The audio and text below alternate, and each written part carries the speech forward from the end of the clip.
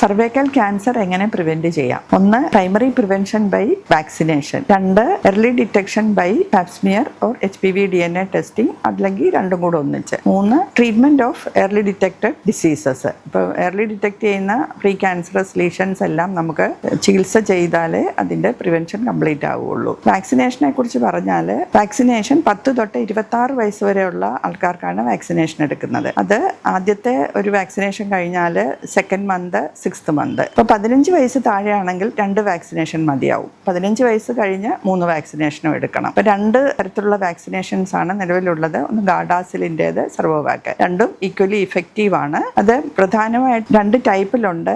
High risk വൈറസസിന്റെ 2 high risk viruses ഉണ്ട് against ആയിട്ടുള്ളതുണ്ട്, 9 high risk virus against ആയിട്ടുണ്ട്. അപ്പോൾ അതെല്ലാം തന്നെ വളരെ ഇഫക്റ്റീവ് ആയിട്ടുള്ള വാക്സിനേഷൻ ആണ്. ഇപ്പോൾ യൂട്രസ് ഉള്ളവർക്ക് 45 വയസ്സ് വരെയും വാക്സിനേഷൻ എടുക്കാം. 30 വയസ്സ് കഴിഞ്ഞാൽ HPV DNA ടെസ്റ്റിംഗ് ചെയ്തിട്ട് വേണം വാക്സിനേഷൻ എടുക്കാൻ. 30 വയസ്സിന് മുമ്പ് HPV DNA ടെസ്റ്റിംഗ് ചെയ്യേണ്ട കാര്യമില്ല.